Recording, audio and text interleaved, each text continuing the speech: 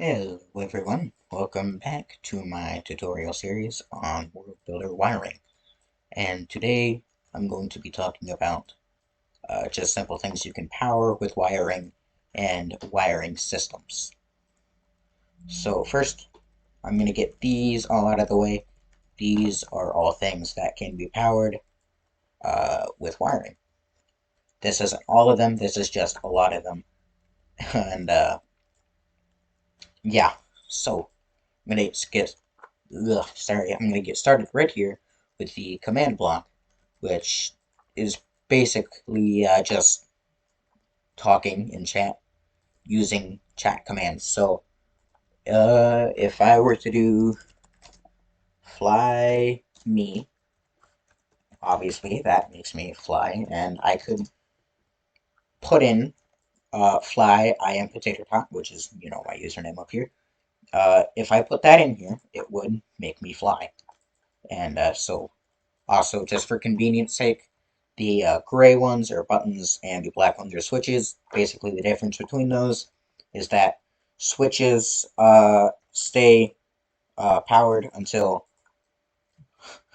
switches and black just stay powered until you click them again, and buttons only stay powered for the amount of seconds in the activation time setting.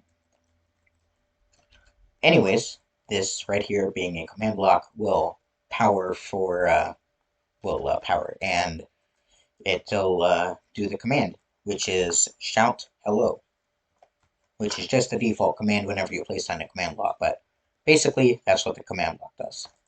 This right here is a door block, DOOR. Last time in the last video I pronounced it a little weird, but this is basically a moving block. I do not recommend using it for moving platforms or anything because the collisions on it are very bad. When you try and go long distance with it. Like, let me grab this right here. Offset, speed. Let me set the speed to like 10, so it'll take 10 seconds to get to the destination. Okay, that's a little farther than I was expecting, but basically, just don't use it for anything other than, doors, because obviously it's not very good with collisions and such. And then right here, you may think there's nothing here, but there is.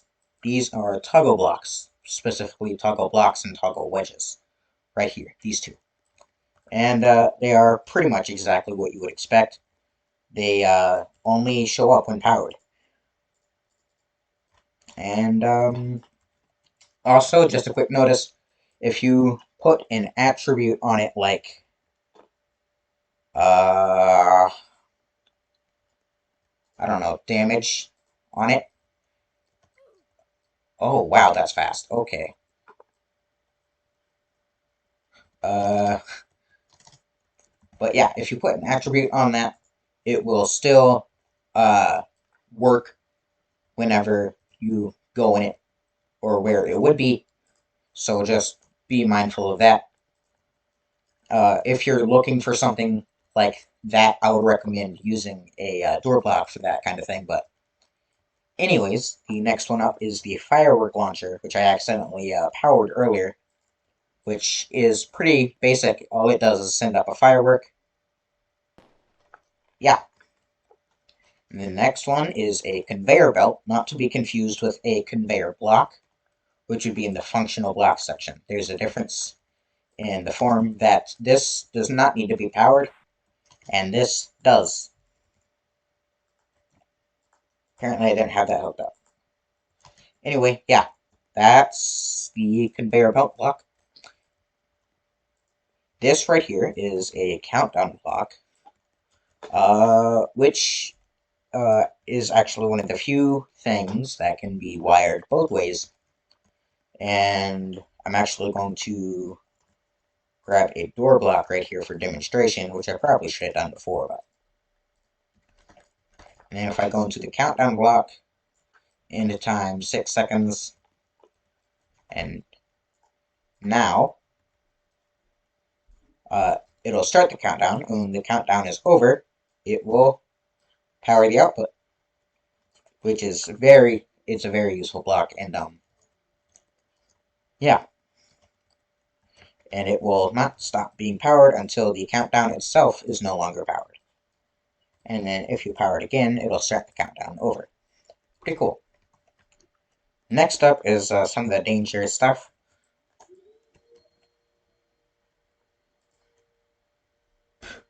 Okay, this right here is an incinerator, which basically just burns. Very simple. I'm actually going to give myself a force field for this section, so I don't die all the time.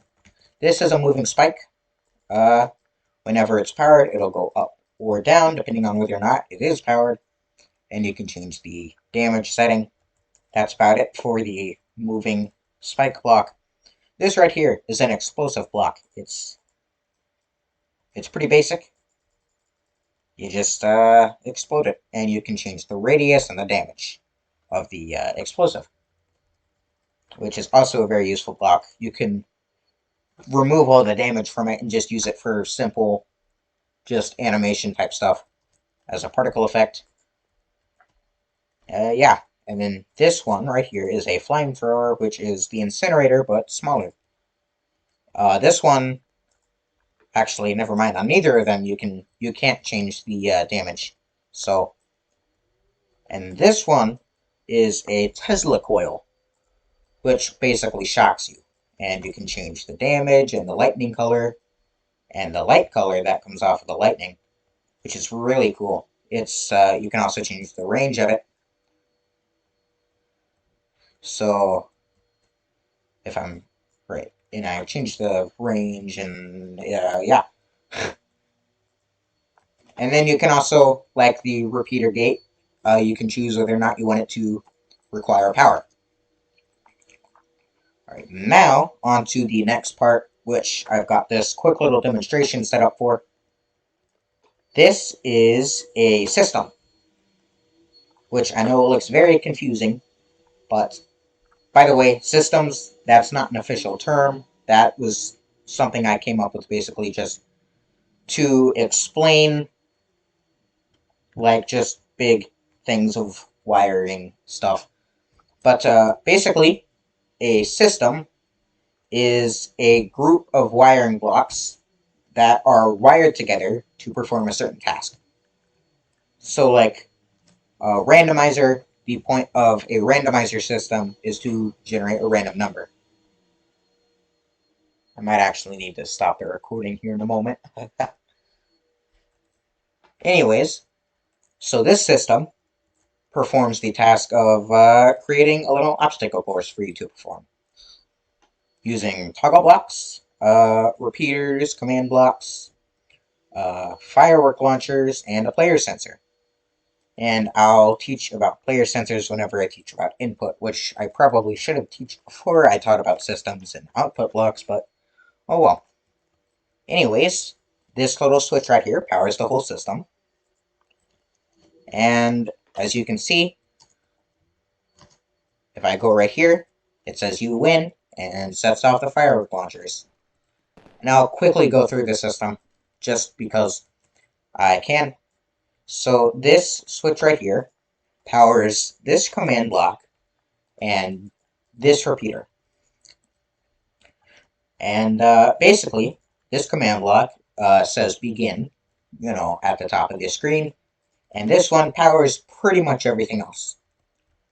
This repeater powers this repeater, which powers this little moving spike right here. So if I turn on the system, you can see that moves.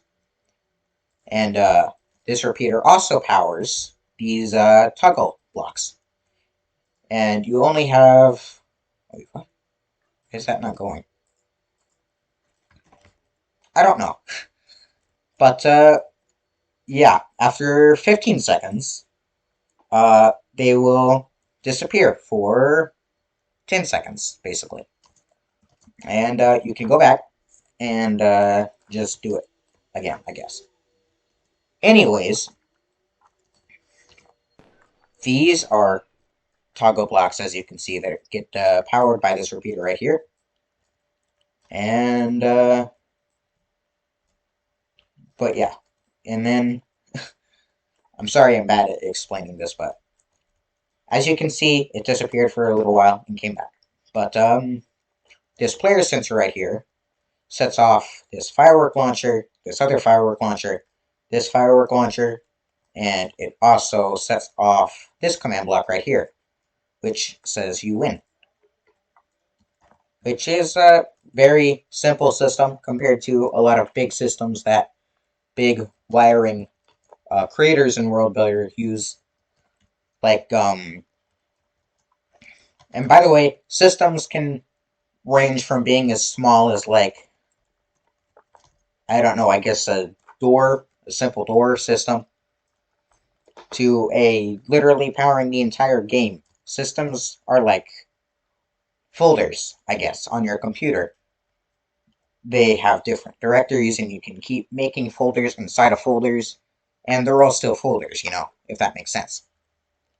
Anyways, I kind of went off on a little tangent here about the system that I made, but yeah, that's about it. I will see you in the next video. Goodbye.